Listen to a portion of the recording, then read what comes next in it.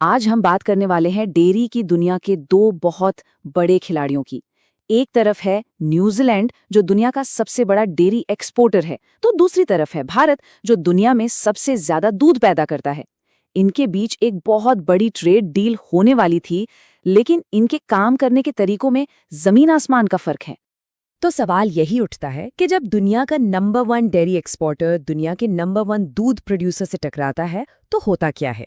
एक तरफ टेक्नोलॉजी से लैस एक एक्सपोर्ट मशीन है और दूसरी तरफ करोड़ों के सालों की रोजी रोटी। तो पहले कौन पीछे हटेगा? अच्छा, तो इस पूरी कहानी को समझने के लिए हम इसे कुछ हिस्सों में देखेंगे। पहले तो जानेंगे कि ये दोनों देश डेयरी में काम कैसे करते हैं, फिर समझेंगे कि इनके बीच टकराव की असली वजह क्या है, और आखिर में देखेंगे कि इस डील का नतीजा क्या निकला। तो चलिए शुरू करते हैं पहले हिस्से से और जानते हैं इन दोनों किरदारों को थोड़ा और करीब से।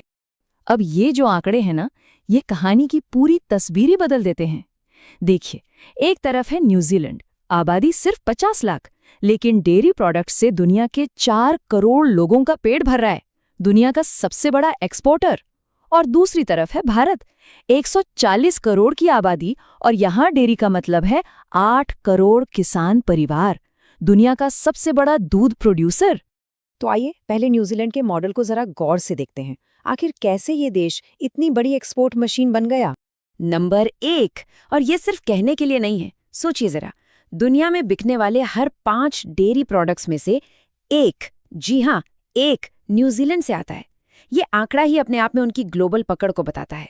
तो सवाल ये है कि न्यूजीलैंड ये सब कर कैसे लेता है? ये कोई इत्तेफाक नहीं है, इसके पीछे एक पूरा फॉर्मूला है। पहला, वहाँ की जलवायु एकदम परफेक्ट, जो गायों को साल भर हरी घास देती है। दूसरा, 100 साल से भी ज्यादा का तजुर्बा।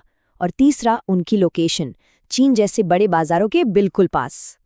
और इस पूरी मशीन का जो इंजन है ना, उसका नाम है फॉन्टेरा। ये बेसिकली किसानों की ही एक बहुत बड़ी कंपनी है, एक कॉर्पोरेटिव, जो 2001 में बनी थी।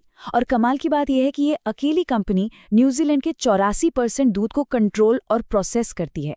इसी से उनकी पूरी एक्सपोर्ट स्ट्रेटेजी चलती है। और ये सब सिर्फ मौसम और तजुर्बे की बात नहीं है, यहाँ पर साइंस और टेक्नोलॉजी का बड़ा रोल है।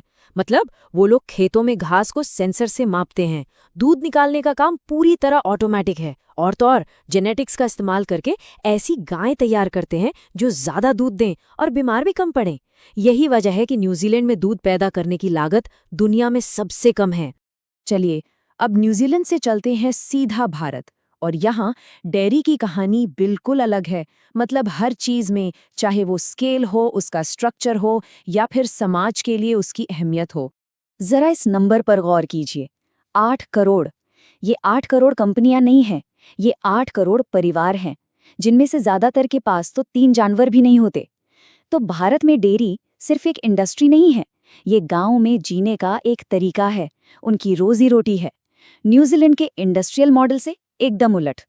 और एक बहुत ही जरूरी बात जो अक्सर लोग भूल जाते हैं, जब हम भारत में डेयरी की बात करते हैं ना, तो दिमाग में गाय आती है, लेकिन असल में यहाँ भैंस का दबदबा है। खास तौर पर पंजाब, यूपी जैसे बड़े डेयरी राज्यों में तो 65% दूध भैंस का ही होता है। और बात सिर्फ जानवर की नहीं है, दूध में भी जमीन आसमान का फर्क है। देखिए, भारतीय भैंस का दूध नेचुरली काफी गाढ़ा होता है, फैट करीब 7%, इसीलिए तो घी और पनीर इतना बढ़िया बनता है। वहीं न्यूजीलैंड की गाय का दूध, उसमें फैट होता है करीब 4.2%। वो पीने के लिए या मिल्क पाउडर बनाने के लिए ज्यादा अच्छा है। तो मतलब ये है कि ये दोनों एक दूसरे के सीधे सीधे सब्स्टिट्यूट नहीं है। तो अब तक हमने दोनों मॉडलों को अलग अलग समझ लिया है। अब देखते हैं कि जब ये दो दुनियाएं टकराती हैं तो असल में दिक्कत कहाँ आती है। सबसे पहली और सबसे बड़ी बात, प्रोडक्टिविटी। न्यूजीलैंड में एक गाय औसतन भारत की एक गाय के मुकाबले लगभग 3 गुना ज्यादा दूध देती है। सोचिए, 3 गुना, ये बहुत बड़ा गैप है। और ये गैप टेक्नोलॉजी की वजह से और भी बढ़ जाता है। न्यूजीलैंड में 50% से ज्यादा गायों के लिए जेनेटिकली सुपीरियर बुल्स का इस्तेमाल होता है। वहीं भारत में ज्यादातर अब भी पारंपरिक तरीके ही अपनाए जाते हैं। सेक्टर काफी हद तक अनऑर्गेनाइज्ड है और लो इनपुट पर चलता है। अब आते हैं एक और बहुत जरूरी मुद्दे पर, इंफ्रास्ट्रक्चर। न्यूजीलैंड में एक कमाल का कोल्ड चेन सिस्टम है जो एक्सपोर्ट होने वाले 95% दूध को खराब होने से बचाता है। और भारत में यहाँ एक अच्छी कोल्ड चेन न होने की वजह से ऐसा माना जाता है कि 40 से 50% तक दूध बर्बाद हो जाता है। तो इन सारे फर्क और टकरावों को देखते हुए अब हम आते हैं कहानी के क्लाइमैक्स पर कि आखिर इस ट्रेड डील का हुआ क्या।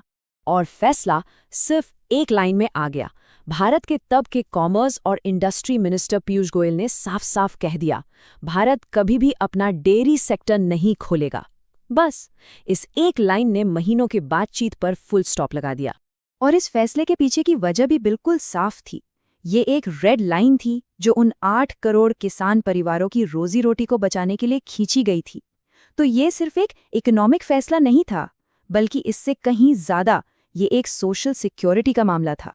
तो ये कहानी हमें एक बहुत ही दिलचस्प सवाल पर लाकर छोड़ देती है। अगर सीधा कंपटीशन मुमकिन नहीं है, तो क्या भविष्य कोलैबोरेशन का है?